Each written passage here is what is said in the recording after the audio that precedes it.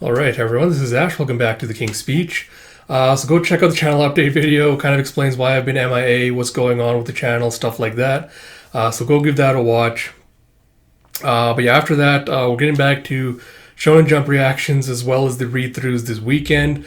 Like I mentioned, details are on the channel update video, go so check that out. But yeah, we're going to get around to Kaiju Akane Banashi, the next volume of Yona of the Dawn, as well as another volume of Bride's Story for the read-throughs. So a lot of good content's coming your way this weekend, so if you haven't already, please do consider like, commenting, subscribing, all that good stuff. Especially now because the next few months are going to be kind of rough for me mental health-wise. So if you see kind of like, lapses in the videos or just me disappearing from the channel, that's the most likely explanation why.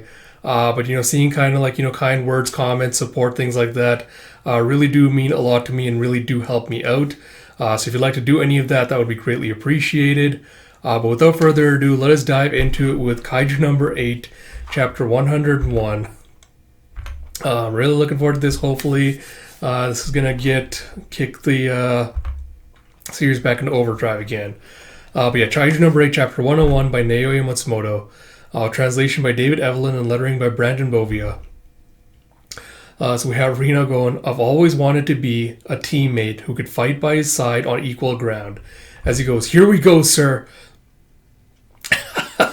And you see as he's flash frozen, one of the little Dark Souls 2 giant kaijus, flash frozen them solid. You see Kafka just leaping into the air and just bursting through and splitting it apart. As Reno goes, I'll clear the kaiju in this area to prove my strength, so that you can leave things on the battlefield to me without worry, sir. And you see him again shooting off the little freeze ray thrusters off his back as he's flash freezing a bunch more of the kaiju with a bakine. And you have Officer Ichikawa and Officer Hibino have started to engage kaiju in the Oizumi area. And Haru's like, give him hell, Reno. Put on a good show for the old timer. And as he's landing with the Gwoom, one of the kaiju's powering up its phase laser beam. And you see him protecting this hive-shaped, B-shaped, hexagonal defense shield in front of him to block the attack.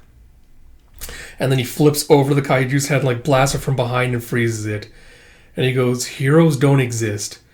That's what I lived my life always thinking. Because when my parents and older brother died in a kaiju cataclysm, when my school got reduced to a scorched lot, when my dear grandmother cried almost every night, no one showed up. But that day, oh God, man. And you see as he thinks back to when the kaiju was trying to bite him and Kafka came running and tackled him out of the way. He's for the first time in my life, I met a... Oh, Christ. I'm sorry, I just thought of the perfect title for this video. He's I met a hero. Ever since that day, you've been my role model. Time and time and time again. He thinks it back to when Kafka, I think, rescued him for the first time from number 9. And again, we had the giant, explodey kaiju. He's you've saved me. He thinks back to when he gave him the little packaged supercharged vitamins drink. He's you've saved me. He's this time it's my turn to save you. As you see one of the kaiju lining behind Kafka ready to blast, and you see Reno just flash freezes it again. He's I'm never letting you fight alone again. Sir, you have a path to go down, and I'm gonna blaze that trail. Alright, that's fucking badass on Reno's part. And you see him flash freezing more and more of the giant kaiju. Jeff, amazing! He's overpowering the Dai Kaiju! Yeah, so the power of number 6, the Kaiju King, was gained by this man, Reno Ichikawa. And you have one more. And you see as he's looking up to blast one, you see another kaiju looming at him from above. He's from above? It smashes his fist down to the ground. It's there's one lurking in the skies? He's Officer Ichikawa! Ichikawa! You see Kafka just saying, I'm taking off. The rest is up to you. I'm sorry, I love the cool shots. You got just the part of his eye, the kaiju having flaked away from his eyes, so you can see his human eye, while the rest of him is still transformed. And you see the kaiju's arm just splitting apart and exploding. As Reno's yes sir. It's please go, and don't turn back. For me, there would be no greater honor than that. As he just creates this little energy ball and just blasts the kaiju apart.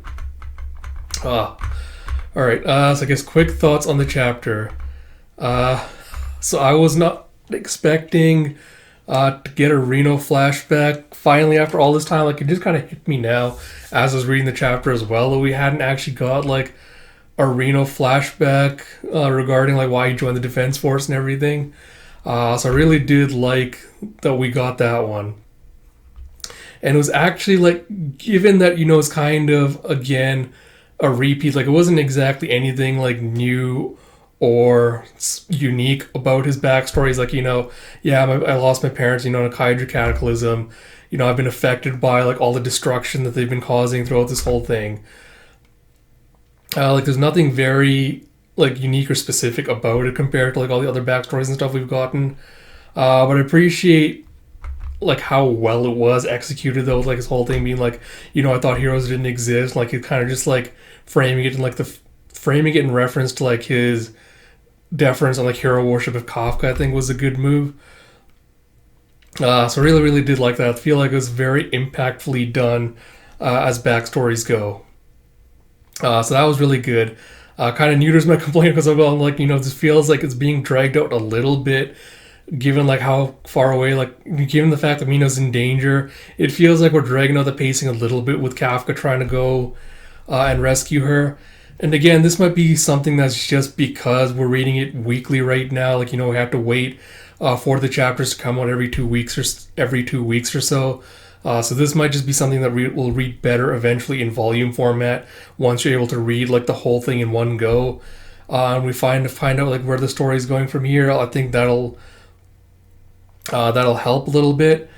But yeah, I'm just kind of at this point like I really want to get to the Mina stuff so I can kind of put the anticipation and the hesitation of like what's going to happen with regards to that specific story plot beat to rest.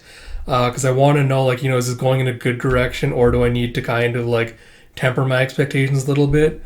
But yeah, apart from that, as like filler chapters go, I feel like this was a good one.